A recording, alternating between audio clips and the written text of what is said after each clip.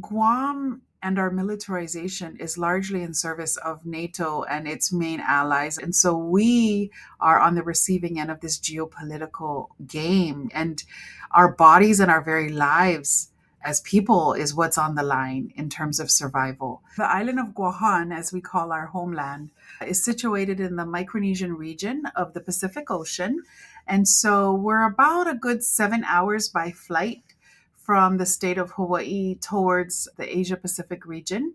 And so we are situated in the North Pacific Islands. Our role, really, as a non self governing territory of the United States, has primarily been a military colony to the US. Situated on our island are a number of different US military bases, from Air Force bases to a naval base in the south on a tiny little island that's just 212 square miles. Our island is so small that if you got in a car and drove, it would only take you 2 hours to get around the whole island. So we're talking about a very small landmass. But we also are prime real estate because we are situated in the middle of the Pacific Ocean.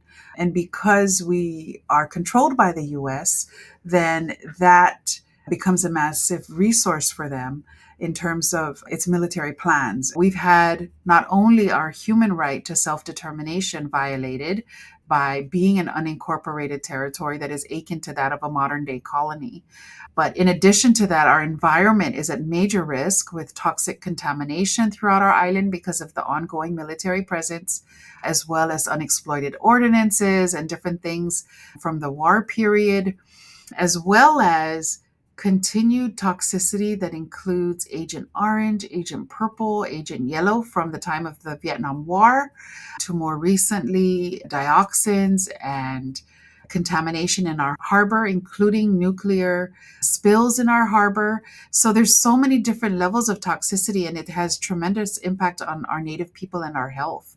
So the presence of NATO in the context of the US military bases here really is a threat to our very existence. And while their agenda is that of spreading democracy across the globe, clearly democracy does not exist here on our island of Guahan. Being out here in these little islands in the Pacific, the impact of climate change, of rising sea level, of ocean acidification is a real threat, not only to our existence on our islands and access to the ocean and healthy fish, that is a big part of our indigenous diet, but so too is the very threat of displacement from our home islands. Now, Guahan, clearly, we've got a much longer duration of being able to sustain on our islands in contrast to low-lying atolls, such as those in the Marshall Islands, for example, are more immediately impacted. But in addition to the rising sea levels, we also have to contend with weather changes, threat to being able to grow food sufficiently with all of these impacts. And so clearly the military presence is very much a part of the threat to the stability of our climate situation.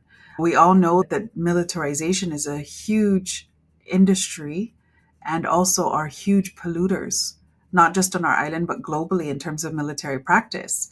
And so we really would prefer to see money spent to build economies of peace, right? That's focused on genuine and human security, that creates communities that are abundant with education that our children need, with safe and sustainable communities that include housing and access to healthcare, especially in light of all of the health issues that have been created because of militarization, and really creating sustainable environments and communities in our region, on our island, and throughout the Pacific. So the US's presence on our island began following the Spanish-American War in 1898 with the Treaty of Paris, during which time we were ceded to the US, and we remained under their control up until the time of the World War II period, when the island was invaded by the Japanese Imperial Army because of the US's presence.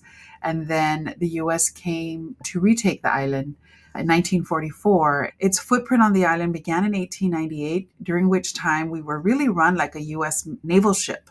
right? There was a commander that was assigned to the island. We were under a Navy admiral.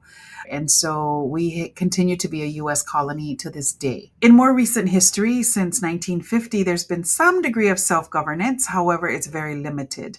But nonetheless, the US Department of Defense continues to be on the island, and they've been here for a very long time.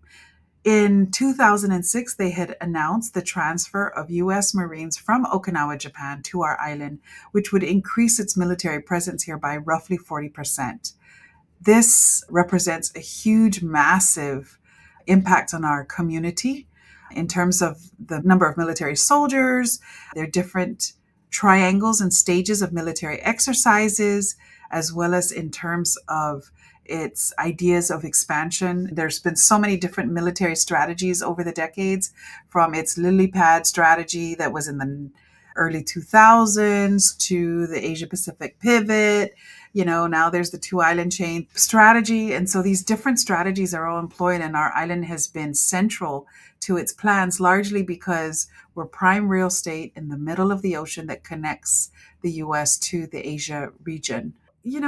Guam and our militarization is largely in service of NATO and its main allies and players as actors of the global stage. And so we are on the receiving end of this geopolitical game, really. And our bodies and our very lives, as people, is what's on the line in terms of survival.